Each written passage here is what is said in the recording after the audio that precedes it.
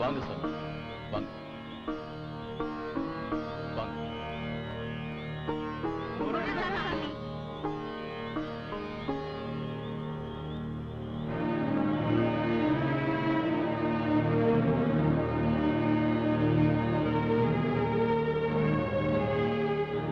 சுவாமி, Batur காவல்காரி படவேட்டனுடைய திருவிழா பல வருஷமா நடந்துட்டு இருக்கு. உற்சவ அம்மன் ஒவ்வொரு ராத்திரியும் ஒவ்வொரு ஊர்ல தங்கிட்டு போறது சம்பிரதாயம். ஒரு முறை கூட இப்படி அம்மன் சிலை காணாம போன அதிசயம் நடந்ததே இல்ல. ஆத்தாவுக்கு என்ன மனக்குறை? இப்படி ஒரு அதிர்ச்சியான சம்பவம் நடக்க என்ன காரணம்? ஒண்ணுமே புரியாம தகிச்சு போய் நிக்கிறோம் சாமி. நடந்தது என்னன்னு நீங்க தான் யோசிச்சு சொல்லணும்.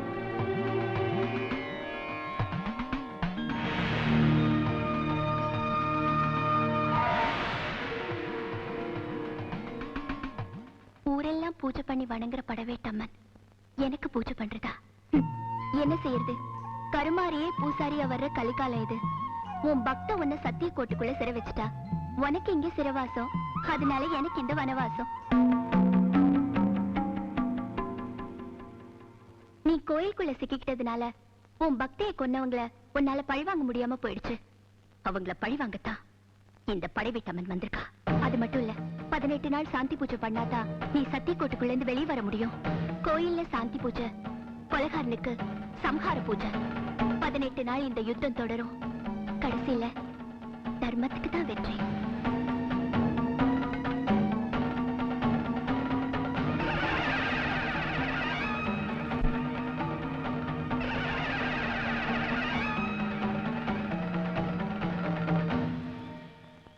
கவலைப்படாதீங்க, ஆத்தா மனக்குறையோட போகல, மன வைராக்கியத்தோட போயிருக்கா.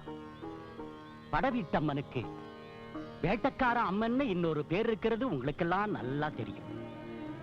பேருக்கு ஏத்த மாதிரியே அதர்மத்தை வேட்டையாடுறதுக்குத்தான் ஆத்தா ஊரு விட்டு ஊரு போயிருக்கா.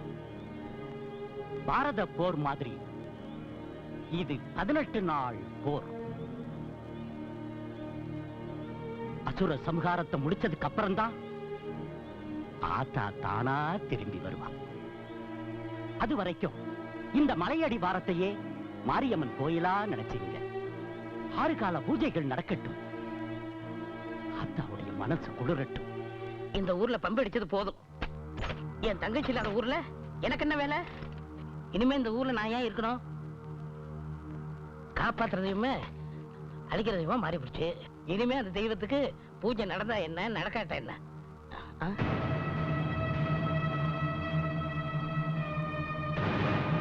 பெத்த ஆத்தாவே பிள்ளைய கொண்ட கொடுமை எங்கேயாவது நடக்குமா? அம்மா அம்மான்னு உன்னை வாய் நிறைய அழைச்சவள இப்படி அநியாயமா கொன்னுட்டியே. அவ பணத்துக்கு மாலை போட்டதுக்கு அப்புறமும் உனக்கு முத்துமான ஒரு கேடா?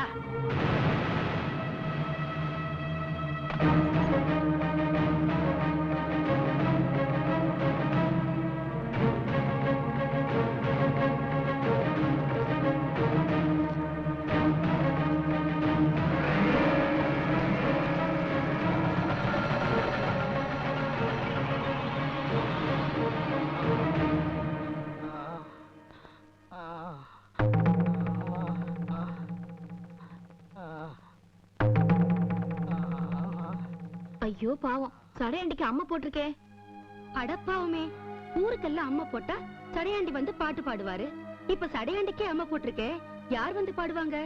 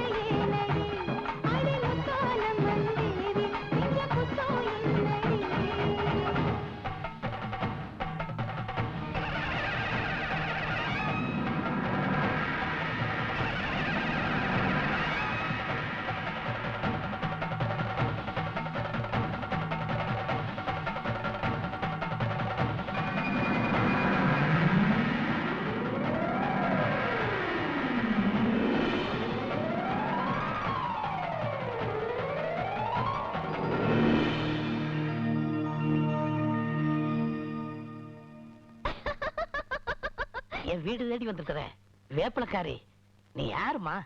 நானா? நாக நதிக்கரையை தாண்டி வந்திருக்கிற படவேட்டுக்காரி. உன் மேல போட்டிருந்த விளையாட்டம்மையை எடுக்க வந்த வேட்டக்காரி. பம்பை அடிச்சு என் அம்மா இறக்குறது அந்த படைவிட்டோமா? படவேட்டுக்காரி பம்பக்காரியா வந்திருக்காளேன்னு பாக்குறியா? நான் என்னைக்குமே பக்தர்களுக்கு சொந்தக்காரி.